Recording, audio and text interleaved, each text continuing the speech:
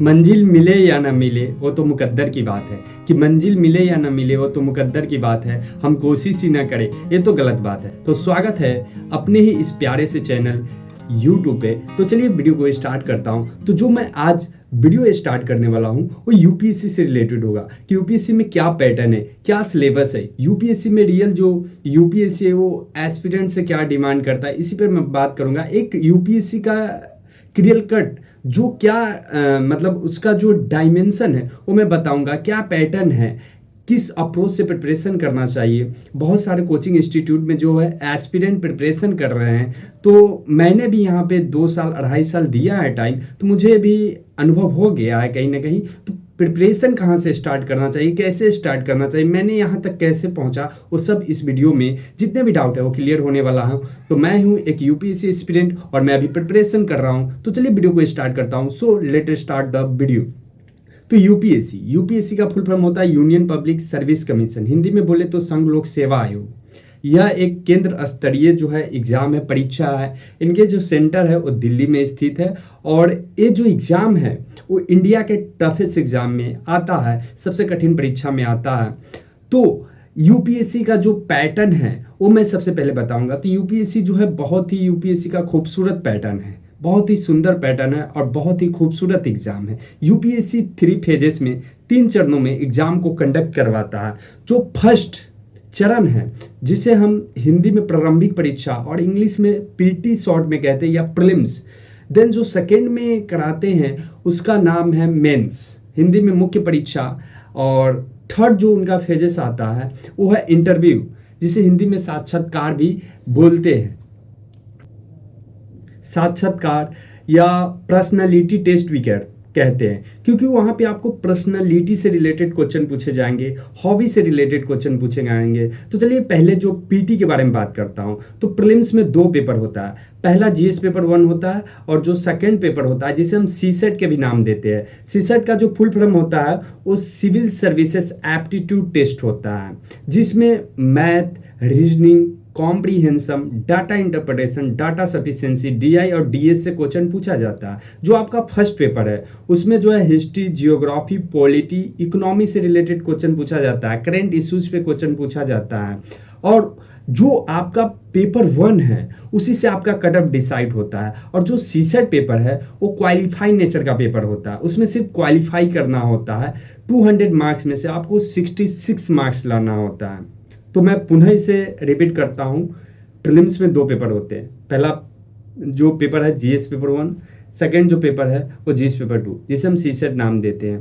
जो number of question होते हैं जीएस पेपर 1 का वो 100 होता है और उसमें निगेटिव मार्किंग भी होता है 1/3 का, यानी अगर आप 3 क्वेश्चन गलत करते थे पॉजिटिव अंक आपका काट लिया जाएगा। देन जो सेकंड पेपर है सीसेट पेपर, उसमें भी निगेटिव मार्किंग होता है, बट वो नंबर ऑफ क्वेश्चन उसमें 80 रहता है, 80 रहता है, नंबर ऑफ क्वेश्चन 80 रहता है, बट उसमें भी निगेटिव मार्किंग होती है। और वहाँ पे जो है आपको आपके अकॉर्डिंग, अपने अकॉर्डिंग वहाँ पे जो है आपको क्वेश्चन अटेम्प्ट करना होगा और वो क्वालिफाइंग ही होता है। लेकिन 2023 का पेपर ये साबित कर दिया कि सीसेट को सिर्फ क्वालिफाई ही नहीं समझे, बेसिकली जो अभी सीसेट हो गया वो डिसक्वालीफाई नेचर का हो गया। उसका माइंडसेट है, मकसद है कि एस्पिरेंट को, जो अभ्यर्थी उसे डिसक्वालीफाई करना। बहुत सारे एस्पिरेंट सीसेट में डिसक्वालीफाई भी हो जाते हैं। तो एक प्रीलिम्स का जो पैटर्न है वो क्लियर हो गया होगा। अब हम आते हैं मेंस। प्रीलिम्स का कोई प्रिपरेशन ही नहीं होता है, प्रीलिम्स एक प्रैक्टिस का गेम है। प्रीलिम्स में जितना आप प्रैक्टिस कीजिएगा उतना इम्प्रूवमेंट होगा। Prelims is a not a examination, nothing called preparation of prelims, very very most important examination of mains. अगर आप मेंस के प्रिपरेशन करते हैं, और प्रिपरेशन मेंस से ही स्टार्ट होता है, मुख्य परीक्षा से ही स्टार्ट होता है।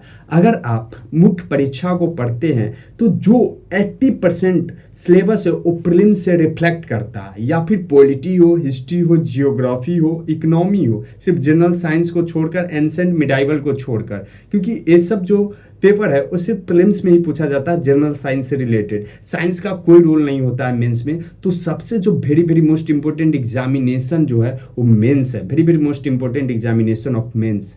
यहाँ पर जो होता है वो 1750 अंक का सिर्फ 6 मेंस का एग्जाम होता है, जहाँ पे आपका रिटन एग्जाम होता है, वहाँ पे लिखना होता है। तो यहाँ पे भी पैटर्न मैं आपको बता देता हूँ। पीटी क्लियर हो गया, फिर मेंस पे आते हैं। पीटी में कुछ नहीं, प्रैक्टिस कीजिए, PYQ करिए, रिवीजन करिए, मैक्सिमाइज ऑफ रिवीजन। जितना रिवीजन करिएगा उतना रिकॉल करिएगा, रिवीजन नहीं करिएगा रिकॉल नहीं कर पाइएगा। तो सबसे वेरी वेरी मोस्ट इंपॉर्टेंट है रिवीजन, मैक्सिमाइज ऑफ रिवीजन। उसके बाद प्रैक्टिस। PYQ को आप गॉड मान लीजिए, क्योंकि PYQ ही एक ऐसा हथियार, एक ऐसा ब्रह्मास्त्र है, एक ऐसा संजीवनी बूटी है जो आपके एग्जाम के डिमांड को समझने में हेल्प करता है। तो PYQ सॉल्व करते रहिएगा, या फिर स्टार्टिंग हो गया या फिर लास्ट हो गया। और उससे पहले, PYQ से पहले आपको सिलेबस समझना पड़ेगा। तो सबसे द बाइबल ऑफ सिलेबस, जैसे आप गीता मानते हैं और भी बहुत सारा धार्मिक ग्रंथ होता है, उसी तरीके से सिलेबस को मान लीजिए, क्योंकि सिलेबस ही एक ऐसा हथियार जिसे आप समझेंगे कि किस तरीके से क्वेश्चन क्या पूछा जाएगा। सिलेबस हमको क्या बताता है कि पढ़ना क्या है, लेकिन PYQ हमें ये बताता है कि पढ़ना कैसे है।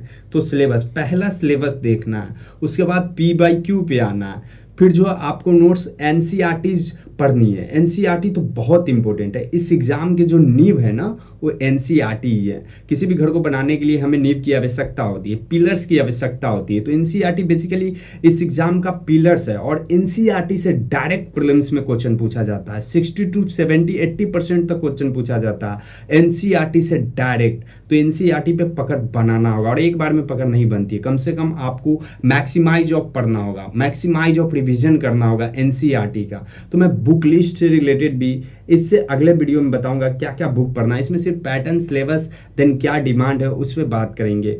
जितना भी क्लियर कट एक UPSC का जो है ऑल अबाउट पे बात करेंगे, क्या क्या UPSC में होता है।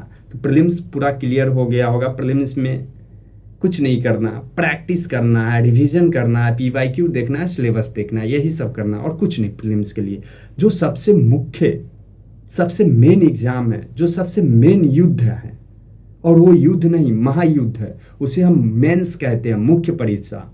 वहाँ पे आपको अपने आप को प्रीलिम्स क्या, प्रीलिम्स तो एक छांटने के लिए एग्जाम होता है कि चलो भाई इसमें आता है। रियल कंपटीशन प्रीलिम्स नहीं, रियल कंपटीशन मेंस है। वहाँ पे आपको जो है एक पर एक लड़का मिलेंगे जो धुरंधर होंगे, उनसे आपको कंपटीशन करना होगा। वहाँ पे आंसर लिखना होगा, क्योंकि वहाँ पे रिटन एग्जामिनेशन होता है। 1750 अंक का सिर्फ जो है मुख्य परीक्षा होता है, क्योंकि वहाँ पे आप जैसे लिखेंगे, जितना रिकॉल करेंगे उतना मार्क्स मिलेगा। तो चलिए मेंस को स्टार्ट करता हूँ। मेंस में 4 पेपर GS का होता है, टोटल 9 पेपर होता है, 9 पेपर होता है। GS paper 1, GS paper 2, GS paper 3, GS paper 4। 2 paper optional का होता है, और 2 पेपर क्वालिफाइंग होता है, और एक एस्से का पेपर होता है जिसे हिंदी में निबंध कहते हैं। GS पेपर 1 में सिलेबस क्या है, वही आपका जो है आर्ट एंड कल्चर हो गया, हिस्ट्री हो गया, जियोग्राफी हो गया, इंडियन सोसाइटी हो गया, हिंदी में बोले तो भारतीय विरासत, संस्कृति, विश्व इतिहास, भूगोल और समाज। और GS पेपर 2 में जो है आपका पॉलिटी, कॉन्स्टिट्यूशन, उसके बाद सोशल जस्टिस, IR। ये जो है GS पेपर 2 में मोटा मोटी मैं सिलेबस बता रहा हूँ, पूरा डीप में सिलेबस नहीं बता रहा हूँ। अगर कहेंगे तो डीप में भी बता दूंगा एक वीडियो में, क्योंकि उसमें टाइम ज़्यादा लग जाएगा। फिर डीप में जैसे 18th सेंचुरी से पढ़ना हो गया, फिर मध्यकाल से लेकर प्राचीन काल तक GS पेपर 1 में, फिर यहाँ पे कॉन्स्टिट्यूशन में प्रियम्बल, बहुत सारे जो है एक तरीके से डीपली सिलेबस भी आपको देखना है। मैं मोटा मोटा बता दे रहा हूँ GS पेपर 1 में क्या है, GS पेपर 2 में क्या है, GS पेपर 3 में क्या है। GS पेपर 2 में मैं बता दिया कि यहाँ पर पॉलिटी है, कॉन्स्टिट्यूशन है, उसके बाद जो है सोशल जस्टिस है, IR है, और जो गवर्नेंस है, ये सब जो GS पेपर 2 में है। फिर और हिंदी में बोले तो आपका हो गया संविधान हो गया, शासन प्रणाली हो गया, सामाजिक न्याय हो गया, अंतर्राष्ट्रीय संबंध हो गया। ये सब GS पेपर 2 में हिंदी का मैं बता रहा हूँ, हिंदी बाइलिंगुअल में बता रहा हूँ, हिंदी इंग्लिश दोनों में। देन GS पेपर 3 में आपका हो गया प्रौद्योगिक हो गया, आर्थिक विकास हो गया, जैव विविधता हो गया, पर्यावरण सुरक्षा हो गया, आपदा प्रबंधन हो गया। सबसे जो वेल डिजाइन सिलेबस है ना वो GS पेपर 3 में बहुत ही वास्ट सिलेबस है, और बहुत लंबा सिलेबस भी है।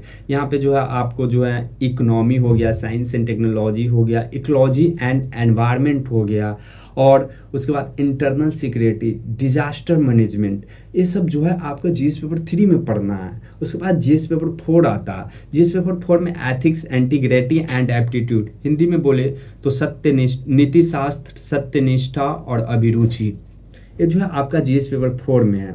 फिर ऑप्शनल में 2 पेपर आता है। देखिए आप GS में कितनों हिम्मत लगा लेंगे, कितनों ज़्यादा आप एफर्ट लगाएंगे ना, तो 450 मैक्सिमम मार्क्स आता है यार जीएस में। 4 पेपर को लेके मैं बात कर रहा हूँ। लेकिन ऑप्शनल एक ऐसा पेपर होता है ना कि वो आपके रैंक में जो है ना बहुत बड़ा उसका रोल प्ले मॉडल अदा करता है ऑप्शनल, जिसे हिंदी में वैकल्पिक विषय भी कहते हैं। तो ऑप्शनल एक ऐसा सब्जेक्ट है जो 500 में से आप 300 भी ला सकते हैं, 300 प्लस भी मार्क्स ला सकते हैं, 300 प्लस भी। तो ऑप्शनल पे पकड़ बनाना होगा, और ऑप्शनल एक बार में नहीं, बार बार उसको पढ़ना होगा, क्लासेस करना होगा तो करिए, लेकिन ऑप्शनल में धुरंधर बन जाए। वो कहते हैं ना कि ऑप्शनल वही सब्जेक्ट आप चूज करिए जिसमें आपको इंटरेस्ट हो, जिसे आप चाहते हैं। वो कहते हैं ना कि जिसे आप चाहते हैं उसे पसंद करते हैं। तो ऑप्शनल एक ऐसा सब्जेक्ट है कि आप उसे पसंद करिए तो आप उसे चाह रहे हैं। जैसे अगर 12 बजे रात में भी आँख खुले ना तो ऑप्शनल के बुक लेने की मन करे, ऐसा ऑप्शनल चूजिए। जैसे इंग्लिश में तो बहुत ऑप्शनल है, PSIR हो गया, साइकोलॉजी हो गया, फिलॉसफी हो गया, हिस्ट्री, जियोग्राफी। लेकिन हिंदी मीडियम में अभी हिंदी लिटरेचर है, उसके बाद हिस्ट्री है, PSIR है, जियोग्राफी की हालत ख़राब है। जियोग्राफी से उतना अच्छा रैंक नहीं आ रहा है, उतना एक स्कोरिंग सब्जेक्ट भी नहीं है, सिलेक्शन उतना नहीं। रेशियो नंबर 1 पे हिंदी लिटरेचर हो गया, हिस्ट्री हो गया, PSIR, ये सब हिंदी मीडियम में सही है। लेकिन इंग्लिश मीडियम में तो आप स्वतंत्र हैं, कोई भी सब्जेक्ट ले सकते हैं। PSIR, हिस्ट्री, जियोग्राफी, ये सब कोई भी, इकोनॉमी, कोई भी सब्जेक्ट ले सकते हैं। Psychology, philosophy, anthropology, पेवेट, public administration, ये सब वहाँ पे ले सकते हैं, क्योंकि डाइवर्सिटी इंग्लिश में यार ऑप्शनल में। इन हिंदी में तो कुछ, क्योंकि क्या होता है कि ऑप्शनल में आपको देखना होगा कि सिलेक्शन रेशियो क्या है, स्कोरिंग क्या है, किससे रिजल्ट अच्छा आ रहा है, तो इसके बेसिस पे आ रहा है। तो क्लियर हो गया GS paper 1, GS paper 2, GS paper 3, GS paper 4। और यहाँ पे निगेटिव मार्किंग नहीं होता, पेनल्टी लगता है। जो आपको कॉलम दिया जाएगा, आप मेंस में जाइएगा तो एक आपको बुकलेट दिया जाएगा, और उस बुकलेट में 2 क्रॉसिंग रहता है, उसी के अंदर लिखना होता है कितने सारे बच्चे उस रेखा को भी क्रॉस कर जाता है, लाइंस को भी क्रॉस कर जाता है, तो उसे पेनल्टी मार्क्स लगता है, ना कि निगेटिव मार्किंग है। पेनल्टी मार्क्स आपका काट लिया जाता है। निगेटिव मार्किंग सिर्फ प्रीलिम्स में है 1/3, 1/3 है निगेटिव मार्किंग। उसके बाद आते हैं, ऑप्शनल भी हो गया एस्से। एस्से में क्या है कि एस्से में आपको कोटेशन याद आना चाहिए। कोटेशन हो गया, पोयम हो गया, कहानी हो गया, कविता हो गया, ये सब बहुत ही बड़ा रोल प्ले मॉडल करता है एस्से निबंध के लिए।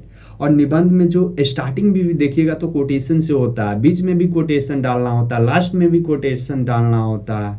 और वहाँ पे जो है ना आपको इंट्रोडक्शन, मेन बॉडी, कंक्लूजन, ये सब देखना होगा। और आंसर राइटिंग एक ऐसा हथियार है, अगर वहाँ पे आपका पकड़ है नहीं है ना आंसर राइटिंग में, तो फिर सिलेक्शन में मुश्किल हो जाएगा, फिर सिलेक्शन बहुत कठिन हो जाएगा। इसलिए आंसर राइटिंग जब आप प्रिपरेशन करते हो तब से नहीं, एटलीस्ट जब आप प्रिपरेशन कर रहे हैं तो 3 महीना 4 महीना, जब आप सिलेबस मोटा मोटी 50% भी पढ़ लिए तो आंसर राइटिंग स्टार्ट कर दीजिए। क्योंकि आंसर राइटिंग एक ऐसा हथियार है जिसके बदौलत, जिसके बलबूते आपका सिलेक्शन होगा। वो एस्पिरेंट का कभी सिलेक्शन नहीं होगा, वो अभ्यर्थी का कभी चयन नहीं होगा जिसको आंसर राइटिंग स्किल नहीं आएगा, लेखन कला नहीं आएगा हिंदी में बोले तो। क्योंकि यहाँ पूरा का पूरा खेल लेखन कला की है, आंसर राइटिंग स्किल की है। जब तक आप लिखोगे नहीं तब तक आप समझोगे कैसे। बिना समझे आप पढ़ सकते हैं, लेकिन बिना समझे आप लिख नहीं सकते हैं। तो लिखने की कला डेवलप करिए, लिखिए, डेली लिखना पड़े लिखो यार, हाथ को सुझा दो, इतना मेहनत करो ना कि यूपीएससी को भी लगे। वो कहते हैं ना कि खुद ही को कर बुलंद इतना कि खुदा भी बंदे से पूछे बता तेरी रजा क्या है। तो खुद को बुलंद करना, अपने आप को इतना स्ट्रांग बनाना है ना। हिंदी मीडियम, इंग्लिश मीडियम कुछ नहीं होता। आप जिस लैंग्वेज में कंफर्ट है अंदर से, वो कहते हैं ना सेटिस्फेक्शन, कि हाँ हिंदी मेरा मजबूरी नहीं बल्कि मजबूती है, तो आप हिंदी में भी सिलेक्शन ले सकते हैं। और बहुत सारे लड़के लेते हैं सिलेक्शन। इस बार भी सिलेक्शन हुआ, एवरी ईयर सिलेक्शन होता है। रेशियो देखो, इंग्लिश मीडियम का सिलेक्शन तो होना ही है, क्योंकि इंग्लिश मीडियम वाला भरे पड़े हैं। IIT हो गया, MBBS हो गया, MTech हो गया, BTech हो गया, सब इंग्लिश मीडियम वाले हैं। मान के चलिए कि 10 लाख फॉर एन एग्जाम्पल बच्चे फॉर्म अप्लाई करते हैं, वहाँ पे जो है 8 लाख बच्चे, 8.5 लाख, 9 लाख इवन बच्चे जो होते हैं वो इंग्लिश मीडियम से होते हैं। तो फिर सिलेक्शन किसका होगा ज़्यादा, इंग्लिश वाले का, हिंदी वाले का। 1 लाख वाले बच्चे जो होते हैं वो हिंदी मीडियम से होते हैं, जो बिहार, झारखंड, राजस्थान, गुजरात, मध्य प्रदेश, इस सब स्टेट से, all over south India, north India से होंगे कुछ मतलब एस्पिरेंट्स, स्टूडेंट एक्सेप्शन में, लेकिन मैक्सिमम तो यहीं से होते हैं ना। लेकिन अगर वही साउथ इंडिया वाले बच्चे जो हैं इंग्लिश मीडियम में देते हैं, क्योंकि तमिल में प्रीलिम्स पेपर नहीं होता, तेलुगु में प्रीलिम्स पेपर नहीं होता, ओडिया में प्रीलिम्स पेपर नहीं होता, कन्नड़ में प्रीलिम्स पेपर नहीं होता। प्रीलिम्स में तो 2 ही ऑप्शन है, हिंदी या इंग्लिश। तो उसके लिए तो भाई इंग्लिश ही वो लेंगे ना, चूज करेंगे ना, क्योंकि ज़्यादा वो लोग कंफर्टेबल तो इंग्लिश में ही होंगे, क्योंकि वहाँ पे जो है हिंदी बहुत ही कम मात्रा में पढ़ाया जाता है। हिंदी भाषी तो क्षेत्र हो गया बिहार, झारखंड, राजस्थान, गुजरात, मध्य प्रदेश, ये सब, यहाँ पर हिंदी काफ़ी मात्रा में पढ़ाया जाता है। तो क्लियर हो गए। मेंस के लिए एक ही मूल मंत्र है, आंसर राइटिंग स्किल। लिखो यार, कुछ भी नहीं आता फिर भी लिखो, क्योंकि वो कहते हैं ना कि लिखने वाला भले 1-2 साल पीछे बैक हो सकता है, लेकिन बिना लिखने वाले कभी मेंस पास नहीं कर सकता। तो आंसर राइटिंग में फेथ बनाना है, स्ट्रॉन्ग करना है। कुछ भी नहीं आता फिर भी लिखो, कुछ तो लिखोगे, स्पीड तो डेवलप होगा ना, लिखने की कला तो सीखेंगे ना। कंटेंट बाद में क्रिएट कर लेंगे, प्रेजेंटेशन बाद में क्रिएट कर लेंगे, सीख लेंगे इंट्रोडक्शन में क्या लिखना है, कंक्लूजन में क्या लिखना है। पढ़ेंगे तो अपने आप स्पष्ट हो जाएगा। वो कहते हैं ना कि जहाँ तक रास्ता दिखाई दे रहा वहाँ तक तो चलिए, वहाँ पे पहुँचने के बाद अपने आप रास्ता मिल जाएगा। तो क्लियर हो गया होगा कि मेंस के लिए ऐसे तो एक स्किल नहीं है, लेकिन मेन स्किल आंसर राइटिंग ही है। आंसर राइटिंग, लेखन कला बहुत ज़रूरी है। तो ऑप्शनल हो गया, जीएस पेपर हो गया 1 से लेकर 4 तक, और 2 इंग्लिश क्वालिफाई पेपर होता है, एक इंग्लिश हो गया और एक इंडियन लैंग्वेज हो गया। जो भी भाषा संविधान के 8वीं अनुसूची के अकॉर्डिंग कोई भी भाषा चूज कर सकते हो। वहाँ पे हिंदी नहीं, वहाँ पे आप तेलुगु भी दे सकते हैं, गुजराती में भी, राजस्थानी में भी, उसके बाद जो है कन्नड़ में भी, ओडिया में भी। वहाँ पे ये नहीं है सिस्टम की नहीं हिंदी लेना है, वहाँ पे कोई भी लैंग्वेज आप सेलेक्ट कर सकते हैं। इंग्लिश, हिंदी, इंग्लिश तो है ही, हिंदी में कोई भी सेलेक्ट कर सकते हैं। तो वहाँ 2 ऑप्शन होता है बाकायदे। इसमें ज़्यादा प्रिपरेशन करने की आवश्यकता नहीं होती। अगर आप 10th-12th में अच्छे इंग्लिश आपका रहा है, मोटा मोटी एवरेज इंग्लिश रहा है, तो क्वालिफाई कर लीजिए, क्योंकि वहाँ पे जो है शॉर्ट इससे हो गया, ग्रामर हो गया, यही सब होता है। तो बाकायदे हो जाता है, 10 दिन 15 दिन क्लास कीजिएगा तो पेपर क्वालिफाई हो सकता है। लेकिन जो सबसे मोस्ट इम्पोर्टेंट है वो ऑप्शनल है, जीएस है, एसए है, यहाँ पे ध्यान दीजिए। अभी यहाँ पे ध्यान देने की आवश्यकता। तो पैटर्न से ही क्लियर हो गया होगा आप लोगों का। जीएस पेपर 1 से लेकर 4 तक मैंने बता दिया। सिलेबस भी मोटा मोटी क्या है, पैटर्न क्या है, क्या करना है, कैसे करना है, जो मेन है वो क्या है, ऑप्शनल में क्या। ऑप्शनल आप अपने अकॉर्डिंग चूज कीजिए, पढ़ के देखिए। अगर आप प्रिपरेशन स्टार्ट कर रहे हैं तो पहले स्टार्ट करिए, फिर पढ़िए कि आपका किस सब्जेक्ट में इंटरेस्ट है, क्या उसका सिलेक्शन रेशियो है, क्या स्कोरिंग है, क्या उसका मार्केट में मटेरियल तो है कि नहीं, क्या एजुकेटर अवेलेबल है कि नहीं। क्योंकि ऑप्शनल में पीजी लेवल की आपकी नॉलेज खोजता है, तो वहाँ पे एजुकेटर भी बहुत इंपॉर्टेंट है। फॉर एन एग्जांपल आप हिंदी लिटरेचर लेते हैं तो डॉक्टर विकास द्विवेदी सर हो गए। फिलॉसफी लेते हैं पतंजलि वाले जो है धर्मेंद्र सर हो गए। फिर अगर जियोग्राफी लेते हैं तो सचिन अरोड़ा सर हो गए। हिस्ट्री लेते हैं तो मणिकांत सर हो गए। तो ऐसे टीचर सब है, तो ये सब सब्जेक्ट आप ले सकते हैं। और भी इंग्लिश मीडियम में होगा एंथ्रोपोलॉजी का, पब्लिक एडमिनिस्ट्रेशन का टीचर, तो आप लीजिए। वो आपके ऊपर डिपेंड करता है मेरे दोस्त। आपको कोई हाथ पकड़ के ऑप्शनल नहीं ले पाएगा, आपको खुद लेना है, खुद आपको जानना है। सुनो सबकी, कीजिए अपने मन की बात, सुनिए सबकी, करिए अपने मन की बात। ये बहुत इंपॉर्टेंट है।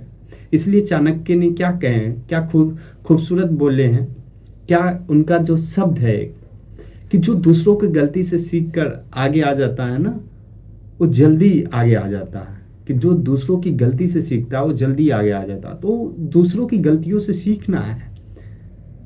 उसके बाद जो आता है वो आपका आता है पर्सनालिटी टेस्ट, जिसे हिंदी में साक्षात्कार कहते हैं, इंटरव्यू कहते हैं। बहुत सारे लोग बोलते हैं कि इंटरव्यू में जो है भेदभाव होता है, इंग्लिश हिंदी मीडियम, कुछ नहीं होता। इस बार जो तेसुकांत नाम का एक लड़का है, हिंदी में इंटरव्यू दिए, उनका 215 मार्क्स है, 215 मार्क्स है हिंदी माध्यम से।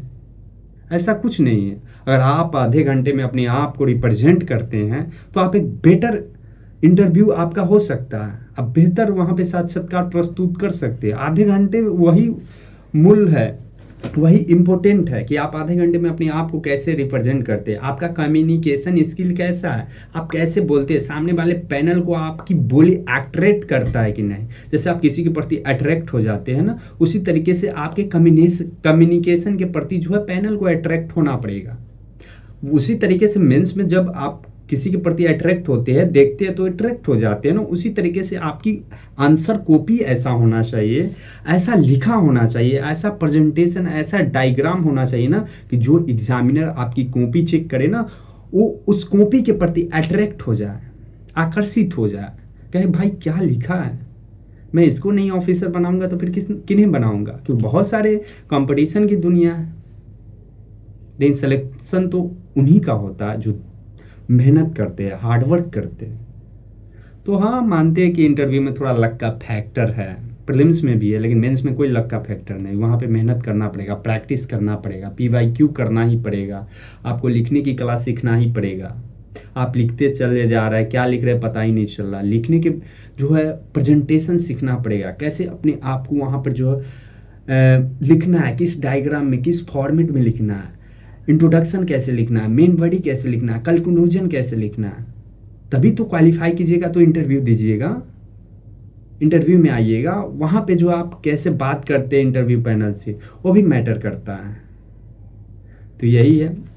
उसके बाद इंटरव्यू होगा, फिर आप सिलेक्शन दीजिएगा, उसके बाद फिर इंजॉय कीजिएगा सिलेक्शन को। तो यही इम्पोर्टेंट है कि आप कहाँ से स्टार्ट करते हैं और कहाँ जाके ख़त्म होता है आपका प्रिपरेशन। ये बहुत ही लंबा जर्नी है, 5 वर्षीय योजना है। तो एक तो है कि भाई मेहनत तो करना पड़ेगा, बिना मेहनत के कुछ नहीं इस दुनिया में। तो एक कोट के साथ मैं अपनी वाणियों को विराम दूंगा, इस सेशन को यहीं पे समाप्त करूंगा कि बेहतर से बेहतर की तलाश करिए, मिल जाए नदी तो समंदर की तलाश करिए। अक्सर तो लोग कहते हैं कि टूट जाता है शीशा पत्थर की चोट से, आप ऐसा शीशा तलाश करिए कि टूट जाए वह पत्थर इस शीशे की चोट से। मिलते हैं नेक्स्ट वीडियो में, तब तक के लिए जय हिंद, वंदे मातरम। Thanks for watching this video. और कुछ मुझसे त्रुटि हो गई या कुछ छूट गया होगा तो आप कमेंट सेक्शन में पिन कर सकते हैं। मिलते हैं नेक्स्ट वीडियो में, तब तक के लिए जय हिंद, वंदे मातरम। Thanks for watching this video. और सीरियस प्रिपरेशन कीजिए। मिलते हैं नेक्स्ट वीडियो में। प्रिपरेशन कर रहे हैं तो सीरियस करिए।